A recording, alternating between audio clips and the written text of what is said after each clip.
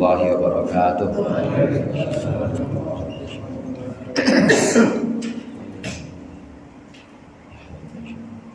Al-Fatihah. Bismillahirrahmanirrahim. Iyyaka na'budu wa iyyaka nasta'in. Shiratal ladzina an'amta 'alaihim ghairil maghdubi 'alaihim waladdallin. Amin. Bismillahirrahmanirrahim. Alhamdulillahil mu'allimil tullabi wa musahhilil khairi liman yata'allamu. Thumma as-salatu was-salamu 'alan nabi wa alihi wa sahbihi jami'uhum. Ya Rabbana kaffir 'anna dhunubana wa walidina wa liman huwa muslimun. Nad'uka Allahumma ilman nafi'an min yawmina ilal hisab yaqumun. Amin amin amin wa ya fattahu. Amin amin amin wa ya alimu. Bismillah, alhamdulillah, wassalatu wassalamu ala sayyidina Muhammadir Rasulillah wa ala alihi wa ashabihi wa man tabi'a hudahu wa jama'atah wa la hawla wa la quwwata illa billah. Amma ba'du. Segenap jamaah Masjid Mujahidin, para ustaz, para hujjaj, para sepuh dan seluruh hadirin yang dimuliakan oleh Allah. Alhamdulillah pada malam hari ini kita bisa berkumpul melanjutkan pengajian kitab Irsyadul Ibad. Mudah-mudahan apa yang akan kita baca menjadi ilmu yang bermanfaat di dunia wal akhirah. Amin ya rabbal alamin. Masih berbicara tentang zakat. Zakat yang kadang disebut dengan sedekah wajibah, kadang disebut dengan sedekah yang wajib. Ini disampaikan oleh musannif, oleh pengarang di sini banyak rangkaian hadis, banyak riwayat-riwayat hadis yang menyebutkan ancaman-ancaman untuk orang-orang yang tidak mau bayar zakat. Banyak ancaman-ancamannya, diantaranya kemarin orang yang tidak mau bayar zakat, dia sudah termasuk wajib zakat dan mencapai nisabnya, kemudian juga sudah mencapai 1 tahun dari harta kekayaannya, tapi tidak juga membayarkan zakatnya, maka nanti itu hartanya akan dikalungkan di lehernya. Riwayat lain, nanti hartanya itu akan diubah dengan izin Allah, diubah akan jadi 2 ular. Ular punya kepala 2, palanya buntutnya ya enggak, buntutnya ya pala, palanya ya pala. Nah, dua-duanya ini nyatek ini orang yang enggak mau bayar zakat. Udah masuk wajib zakat, udah nisab, udah mencapai setahun tapi tidak mau membayarkan zakatnya, maka diancam. Jemaah rahmatullah, kalau Rasulullah menyampaikan seperti ini berarti Rasulullah melihat langsung. Sama seperti kejadian-kejadian yang Rasulullah saksikan saat Mi'raj. Ada Rasulullah saat Mi'raj itu melihat ada perempuan menggunting lidahnya. Itu melihat benar-benar. Dan itu yang disebut dengan satu pengalaman di mana ilmunya Rasulullah, di mana pengetahuannya Rasulullah itu sudah tidak ada pengetahuan sekarang, nanti dan kemarin, jadi satu. Artinya Rasulullah bisa melihat yang nanti akan terjadi, begitu juga itu akan terlihat langsung disaksikan oleh Rasulullah. Demikian juga ancaman-ancaman untuk orang yang bayar zakat, kemudian juga ancaman untuk orang-orang yang tidak sholat. Kalau Rasulullah sampaikan ada siksaan di kuburnya nanti untuk orang yang tidak zakat, ada siksaan di kuburnya nanti untuk orang yang tidak sholat, itu Rasulullah melihat langsung. Jadi pertimbangan menyampaikan hadis ini atau menyebutkan hadis ini, menyampaikan cerita ini untuk kita, untuk umatnya, untuk para sahabatnya saat itu bukan pertimbangan apa-apa, cuma karena sayang, takut. Karena sayang, takut umatnya itu celaka. Kayak kita Pak, kayak kita misalnya tahu kalau itu di rumah itu ada lubang bahaya, rumahnya juga udah pengen ambruk, bocah anak kita pengen masuk, kira-kira itu kita bilangin nggak tuh? kita bilangin pasti, khawatir kalau anak kita celaka. Nah begitu juga Rasulullah.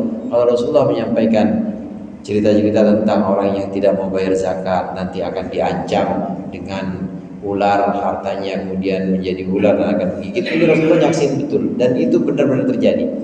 Itu yang disebut dengan hakul yakin. Jadi udah benar-benar melihat, benar-benar melihat dan akan terjadi seperti itu. Rasulullah melihat langsung. Nah, pada bagian yang berikutnya ini masih tentang orang-orang yang akan membayar zakat. Ada di halaman 34. Ada di halaman 34 yang bagian tengah itu. 34. Bismillahirrahmanirrahim. Qala al-musannif rahimahullah wa nafa'ana bihi wa bi ulumihi wa bi barakatihi bid dharain amin. Wal Bukhari an Abi Hurairah radhiyallahu anhu, man atahu Allahu malan falam yuaddi zakatahu muthila lahu malahu yaumal qiyamah. Itu udah ya?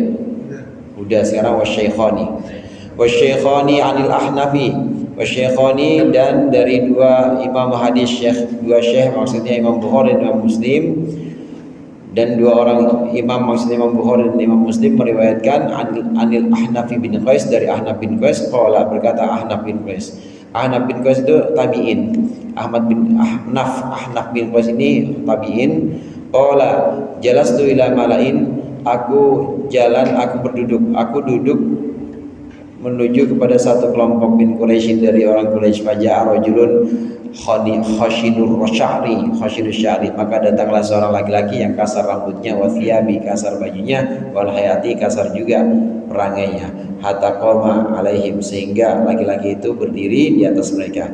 Fasallama, maka kemudian mengucapkan salam si rajul laki-laki. Tsumma qala, kemudian berkata rajul, basyiril kanizin, sampaikan kabar gembira kepada orang-orang yang yaknizuna dzahaba, yang menimbun harta. Apa kabarnya? Kabarnya biradfin yuhma alaiha, dengan bara yang akan dibakarkan di atasnya, fi nari jahannam, di api neraka. Tsumma yudau, kemudian bara itu diletakkan ala halamah, bukan hilmah ya. Kalau hilmah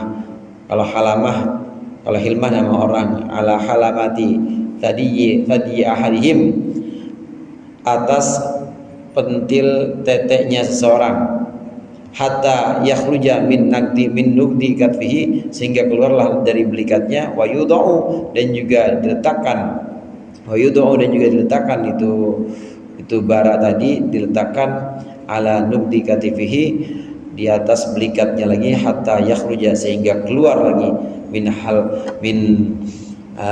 halmata thadiyaihi, dari kedua pentil teteknya. Fa yatazalzalu, maka kemudian goyang-goyang orang tersebut. Tsumma walla, kemudian berpalinglah si rajul laki-laki tadi. Fajalasa, maka duduk rajul itu laki-laki, ila sariyatin, pada seorang budak, wa tabi'athu, dan budak itu mengikutinya. Wa jalasat ilaihi, budak itu duduk padanya. Wa ana la adri, nah ini kata Ahnaf, dan aku tidak tahu man huwa, siapa laki-laki itu.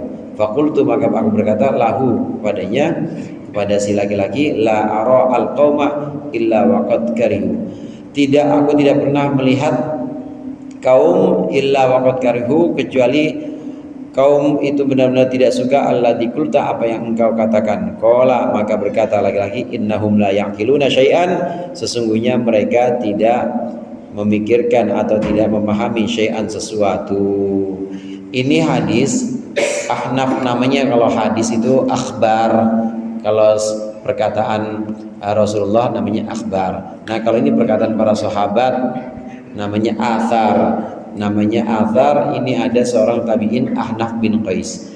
Ahnaf bin Qais ini menyampaikan satu cerita. Cerita ini hadirin sama persis yang pernah diriwayatkan oleh Abu Nuaim.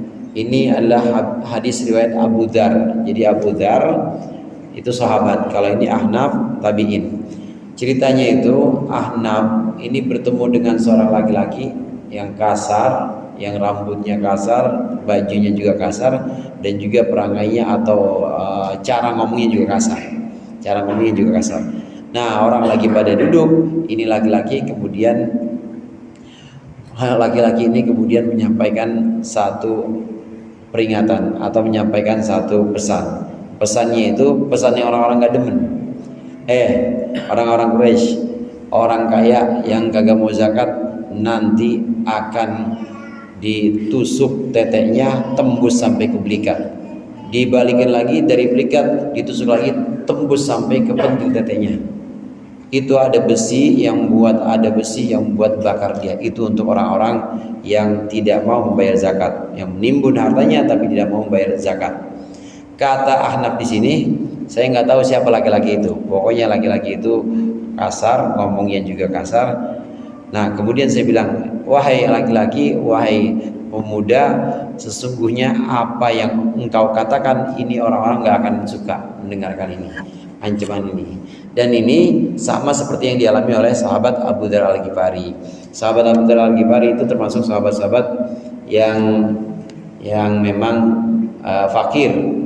Ada beberapa orang sahabat Nabi yang fakir seperti Abu Dzar Al-Ghifari. Kemudian Abu Hurairah tinggalnya itu biasanya di Suffah atau di pelataran masjidnya Rasulullah. Jadi kalau di mujahidin di sini ya di pinggiran situ.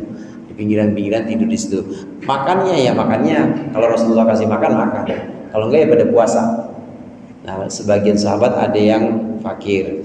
Abu Dzar, misalnya Abu Hurairah itu termasuk.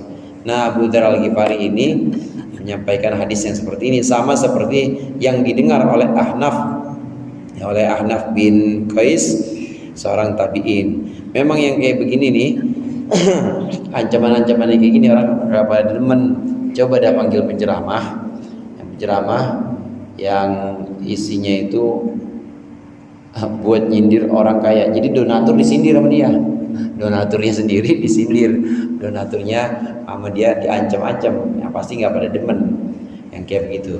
Ancaman-ancaman terhadap orang-orang kaya, ancaman-ancaman terhadap orang-orang yang menimbun hartanya tapi tidak mau menzakatkannya. Ada kata-kata yang terakhir di sini, innahum la yaqiluna syai'an, sesungguhnya mereka itu tidak mengerti, tidak mengetahui sesuatu. Jamaah rahimakumullah, orang-orang kaya itu sebenarnya bisa bermanfaat, kekayaannya bisa bermanfaat itu kalau diberikan kepada orang miskin, pada orang fakir. Kalau enggak sama sekali dizakatkan, sama sekali disedekahkan juga enggak, maka justru jadi beban buat dia. Nanti yang bawain hartanya orang kaya di akhirat itu orang miskin. Jadi kalau orang kaya itu keberatan bawain hartanya, dihisap juga susah, udah bawa ke sana kemari, nungguin antrian dipanggil di mizan, dipanggil di pertimbangan amal. Ini udah benar-benar berat, udah benar-benar lama, maka yang bantuin bawain itu orang fakir, orang miskin. Jadi orang kaya itu nanti akan terbantu dengan sedekahnya dia. Orang kaya akan terbantu dengan zakatnya dia. Artinya nanti di akhirat itu tidak dipersulit karena udah dibantuin bawanya, dibantuin gotongnya oleh orang-orang fakir, orang miskin yang menerima harta kekayaan dia. Mereka nggak mengerti sesuatu. Maksudnya nggak mengerti sesuatu antara lain tadi, bahwasannya kekayaan itu hanya bisa bermanfaat nanti di akhirat kalau disedekahkan. Kekayaan hanya bisa bermanfaat di akhirat itu kalau digunakan untuk ibadah, untuk orang-orang fakir miskin juga, dan digunakan untuk kewajiban yang harus dikeluarkan, maksudnya zakat, harus dikeluarkan zakatnya. Wa hum la yaqiluna syai'an, mereka tidak memahami sesuatu. Wal Baihaqi an Aisyah radhiyallahu anha, dan meriwayatkan siapa yang membaihaqi dari Siti Aisyah radhiyallahu anha, ma khalatat as-sadaqatu au qalat az-zakatu, tidaklah sedekah atau zakat itu bercampur malan, mencampuri satu harta, illa afsadathu, kecuali zakat atau sedekah tadi merusak harta itu. Aima tarakat, maksudnya tidak akan meninggalkan sedekah atau zakat, tidak akan meninggalkan fi malin, dalam satu harta, walam takhruj atau walam tukhraj, dan tidak dikeluarkan sedekah itu minhu, dari amal, dari harta, illa ahlakathu, kecuali sedekah atau zakat merusaknya. Sedekah sama zakat itu kan kayak ini, saudara, kayak penyakit dalam harta itu. Tumor atau kanker kalau nggak dibuang itu bisa menjalar untuk mana-mana. Yang tadinya cuma ada di paha bisa naik sampai ke selangkangan, bisa naik lagi sampai ke dada, bisa nyerang jantung juga, maksudnya sampai ke jantung. Itu ya kalau penyakit itu kayak begitu. Harta juga begitu, harta kekayaan yang harusnya di dalamnya itu ada penyakitnya, kotorannya harusnya dibuang, ini nggak dibuang, itu kayak begitu, pasti akan merusak hal itu. Yang aturan sedikit kotornya, kemudian gara-gara disimpan aja, ditimbun aja, nggak dikeluarkan, maka jadi kotor semuanya, maka jadi ikut kena penyakit semuanya, menjalar semua kanker. Kata Rasulullah seperti itu. Ini hadis Siti Aisyah. Rasulullah mengatakan bahwa setiap sodakoh atau zakat yang harusnya dikeluarkan tapi tetap ditimbun ada di dalam harta itu, maka tidaklah memperbuat harta itu memperbuat sesuatu kecuali kerusakan terhadap harta itu. Jadi rusak semuanya. Sodakoh atau zakat wajib dikeluarkan. Maka tidak heran kalau sedekah itu atau zakat itu kan memang ini kotorannya orang-orang, kotorannya harta orang.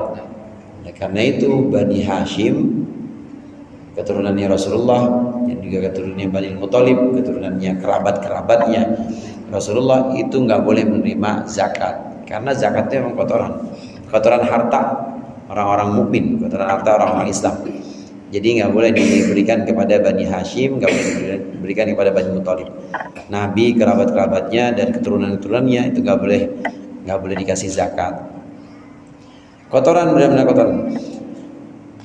Itu satu punya arti seperti tadi, punya arti bahwa harta itu semacam tumor atau kanker yang akan menjalar.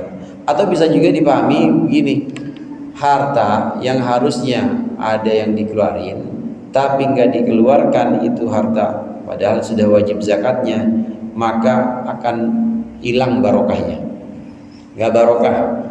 Tandanya nggak hilang barokahnya, tandanya nggak barokah itu barokahnya hilang. Itu tandanya itu kelihatannya ada kaya tapi kagak tenang hidupnya, berantem mulu sama keluarganya, atau kelihatannya ada wujud kekayaannya wujud, begitu dihitung sama KPK atau dihitung sama pejabat yang berwenang misalnya ada kekayaannya ada, tapi rasanya dia nggak merasa cukup aja, kayaknya hidup tuh kosong, kayaknya nggak enak, padahal liburan tiap hari kalau kita setahun sekali liburan ya, ini mah tiap hari liburan, tiap hari dia ya plesiran. Nah ya, itu nggak menemukan ketenangan di situ, nggak menemukan ketenangan batin. Itu namanya hartanya ada banyak tapi nggak barokah. Nggak barokah, ketawanya susah. Nah kita mah ya hutang banyak tapi ketawa mulu ya, enak gitu mah. Pokoknya yang penting bahagia aja. Ya, orang yang hartanya nggak barokah itu tanda-tandanya tadi, tanda-tanda orang yang nggak mengeluarkan zakat, hartanya nggak barokah.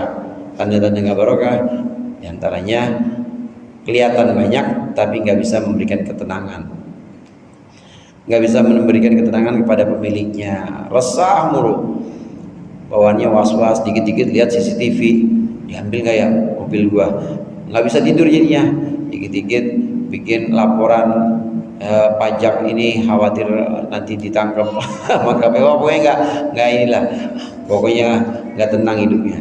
Itu namanya nggak barokah. Mendingan kita ya, mendingan banyak tapi barokah. Amin. Banyak tapi barokah itu artinya kalau dikeluarin zakat, kalau nggak dikeluarin zakat maka nggak barokah jadinya.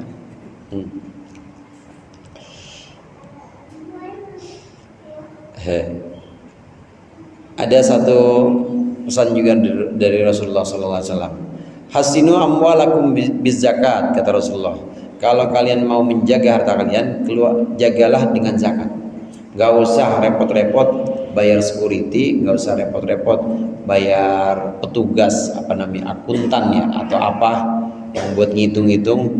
Kalau kalian mau terjaga harta kalian, maka zakatlah. Dengan cara zakat maka harta kalian akan terjaga. Hasinu amwalakum bizakat. Wadawau, kata Rasulullah, mardokum bisodaqah. Kalau mau ngobatin orang sakit di antara kita, keluarga kita, dengan sedekah. Wadawau mardokum bisodaqah. Kalau kita mau ngobatin kerabat kita yang sakit atau keluarga kita yang sakit, obatinnya dengan sedekah. Bedanya zakat dengan sedekah, kalau zakat sedekah tapi wajib, emang udah nisabnya. Tapi kalau sedekah nggak nunggu wajib. Kalau sedekah nggak nunggu wajib, tiap hari emang dia pendapatannya sehari cuma 50.000, tapi ada yang dimasukin tuh ke tromol, ada yang dimasukin dari 100.000 dia masukin 10.000, walaupun belum wajib zakat, nah dia tetap masukin, namanya sedekah. Sedekah ini bisa menyembuhkan penyakit-penyakit. Wadawau mardokum bisodaqah. Yang rangkaiannya dengan zakat, dengan sedekah itu wa'iddu lil bala ad-du'a, persiapkanlah doa atau bersiaplah dengan doa untuk menghadapi bala. Jadi yang bisa menolak bala itu adalah doa. Bala dengan doa, penyakit dengan sedekah, dan jaga harta itu dengan zakat. Itu pesan Rasulullah. Wal Baihaqi wa Tabrani an Anasin. Wa Tabrani dan meriwayatkan siapa Imam Tabrani dari Anas, Rasulullah bersabda, mani'uz zakat yaumal qiyamati finnar. Orang yang mencegah zakat yaumal qiyamati, di hari kiamat, finnari itu di neraka. Orang yang mencegah zakat maksudnya maksudnya ogah bayar zakat. Orang yang ogah bayar zakat itu hari kiamat nanti tempatnya di neraka. Enggak ada tempat lain. Kan di sana cuma dua. Kalau enggak surga neraka, kalau enggak neraka surga. Enggak ada antara surga dan neraka, enggak ada udah. Ada pokoknya yang pasti-pasti aja, saklek pokoknya. Kalau enggak surga neraka, kalau enggak neraka surga. Orang yang nolak zakat, yang ogah zakat, di hari kiamat nanti tempatnya di neraka.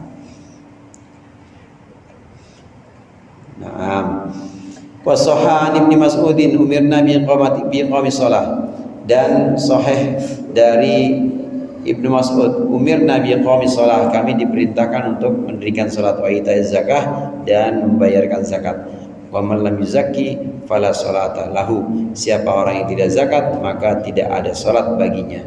Wa fi riwayatin an Abdullah man aqama shalah, dan dalam satu riwayat, siapa orang yang mendirikan salat walam yu'ti az-zakata, tapi tidak membayar zakat, falaisa bi muslimin yanfa'uhu amaluhu, maka tidaklah dia, bukanlah seorang muslim, yanfa'uhu amaluhu, yang amalnya bisa bermanfaat untuk dia.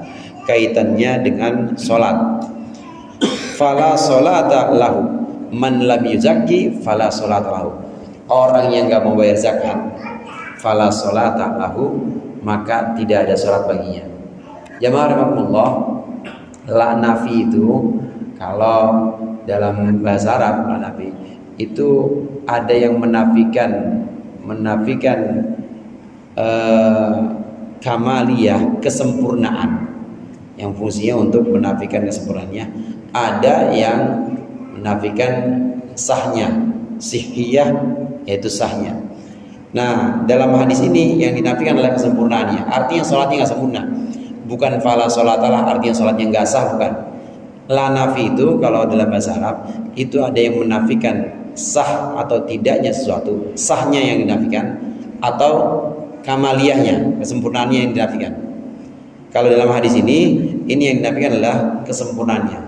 Maksudnya orang yang gak mau zakat, fala sholatalahu, maka sholatnya tidak sempurna. Tidak ada sholat yang sempurna baginya. Bukan berarti sholat yang gak sah, bukan.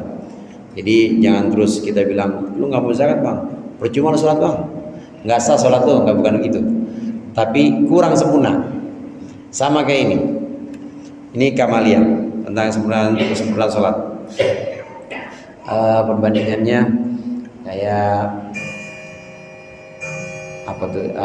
Bandingannya dengan yang la tapi menafikan sahnya satu ibadah. Man lam yaqra la sholata liman lam yaqra bi Fatihatil kitab.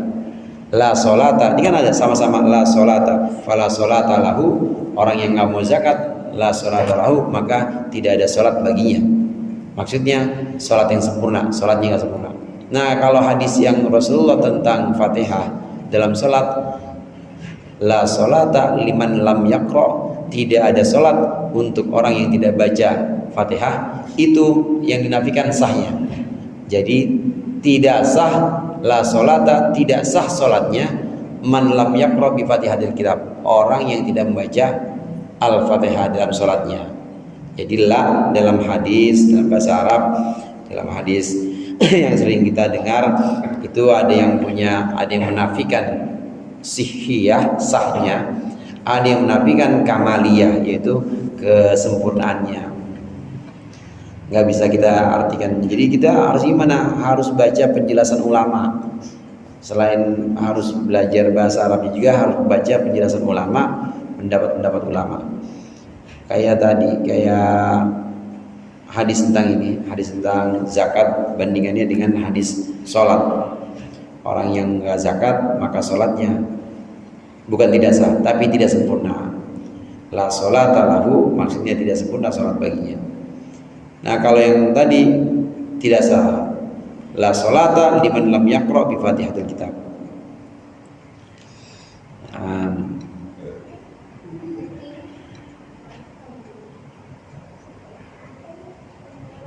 Man qala li sahibihi ansit fala jum'ata lahu, atau faqad lagot, yang satu riwayat faqad lagot, ini fala jum'ata lahu. Orang yang bilang hush, berisik, lagi Jumatan, fala jum'ata lahu, itu lahnya bukan sihiyah, bukan sah, bukan berarti Jumatnya enggak sah, tapi tidak sempurna. Modelnya kayak begitu perbandingannya. Ada yang menafikan sihiyah, sahnya, ada yang menafikan kamaliyah, yaitu kesempurnaannya. Ruwiya an Ibnu Abbasin, diriwayatkan dari sahabat Ibnu Abbas, man kana lahu malun yuballighu hajju baitillah, siapa orang yang memiliki harta, yang harta itu bisa menyampaikan dia yuballighu hajju baitillah, kepada mengunjungi Baitullah, walam yahujja, tetapi dia tidak mau haji, au tajibu fihi zakatu, atau wajib dalam hartanya apa zakatu zakat, walam yuzakki, tetapi dia tidak mau zakat, sa'ala ar-raj'ata, maka dia akan meminta kembali indal mauti, ketika mati. Faqala lahu, maka berkata kepada Ibnu Abbas, siapa rajulun, seorang laki-laki, ittaqillah ya Ibnu Abbas, gimana ente ya Ibnu Abbas, takwalah kepada Allah, takutlah kepada Allah. Fa innama yas'alur raj'ata, maka sungguhnya yang meminta kembali al-kufaru hanyalah orang-orang kafir. Faqala Ibnu Abbas, maka Ibnu Abbas berkata, sa'atlu 'alaika bidzalika Qur'anan, saya akan bacakan untukmu tentang itu satu ayat Quran. Qala Allah Ta'ala, Allah Ta'ala berfirman, wa anfiqu mimma razaqnakum min qabli ayyati ahadukum min qabli ayyati ahadakumul mautu fayaqulu rabbi laula akhartani ila ajalin qarib fa asaddaqa. Ini ada ayat Al-Qur'an yang menyaksikan bahwa orang Islam pun nanti akan minta balik ke dunia. Firman Allah, dan orang-orang yang menginfakkan, dan infakkanlah, wanfiku, infakkanlah sebagian dari rezeki yang kami berikan, min qabli ayyati ahadakumul mautu, sebelum kematian datang kepada salah satu di antara kalian. Fayaqula, maka seorang dari kalian berkata, Rabbi laula akhartani ila ajalin qarib, ya Allah, hendaklah engkau mengembalikan aku, hendaklah engkau mengakhirkan aku di batas waktu. Fa saddaqa, maka aku akan bersedekah. Ai uaddiya az-zakat, maksudnya aku akan melaksanakan zakat. Wa akun minas sholihin, dan aku akan menjadi orang-orang soleh. Ai ahujja, maksudnya aku akan berhaji. Ada rojaah di sini, Bapak. Rojaah ini maksudnya minta balik, nyesel ngapa dulu nggak zakat, nyesel ngapa dulu nggak bayar, nggak pergi haji. Ada yang namanya rojaah istilah ini. Kemudian seorang laki-laki ini protes kepada Ibnu Abbas, kepada sahabat Ibnu Abbas, karena Ibnu Abbas bilang, orang, kata Rasulullah, orang yang tidak mau haji padahal dia sudah punya kecukupan untuk haji, tidak mau zakat padahal dia sudah wajib zakat, maka nanti pasti akan minta balik. Maksudnya minta balik, ya Allah jangan sekarang matinya saya, atau ya Allah kasih saya kesempatan lagi. Orang Islam tuh. Nah ada laki-laki yang protes, Ibnu Abbas yang benar kalau ngomong, kata dia gitu, yang benar. Ada juga yang minta balik mah orang kafir, orang Islam mah nggak ada yang balik. Orang Islam mah tidak ada yang minta balik, nggak ada yang minta kembali ke dunia lagi. Orang Islam mah udah nggak bakal minta balik seperti orang kafir. Kata-kata orang kafir itu dialkan Rabbirji'un biasanya. Ya Allah kembalikan kami supaya kami bisa jadi orang yang amal soleh, yang beriman. Ini laki-laki protes kepada sahabat Ibnu Abbas. Orang kafir yang minta balik Ibnu Abbas, orang muslim mah enggak. Nah maka sahabat Ibnu Abbas membacakan ayat ini. Wa anfiqu mimma razaqnakum min qabli ayyatiya ahadakumul mautu fayaqulu rabbi laula akhartani ila ajalin qarib fasaddaqa.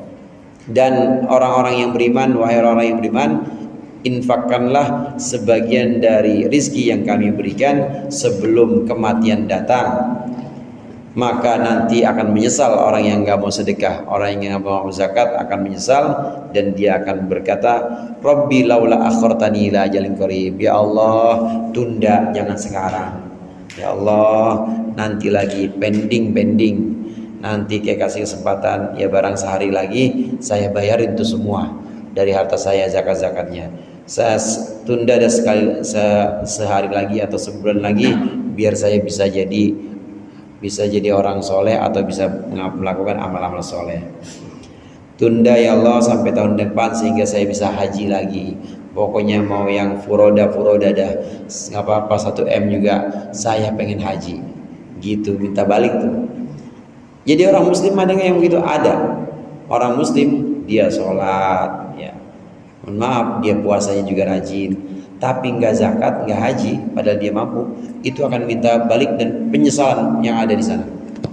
Di kubur yang ada penyesalan dan minta balik, minta kembali, tapi udah nggak mungkin bisa, lagi kembali karena udah masuk ke alam lainnya, nggak mungkin bisa kembali. Kayak kita Bapak, kita minta kembali ke alam sebelumnya, rahim ibu bisa nggak? Nggak bisa. Udah di alam kubur nggak bisa balik lagi ke dunia. Wallahu a'lam bishawab. Allahumma anfa'na bima 'allamtana wa 'allimna ma yanfa'una warzuqna fahman nabiyyin wa hifdzal mursalin wal malaikatil muqarrabin bi rahmatika ya arhamar rahimin. Sallallahu alaihi wasallam Muhammad wa ala alihi wasallam. Alhamdulillahirabbil alamin. Assalamualaikum warahmatullahi wabarakatuh.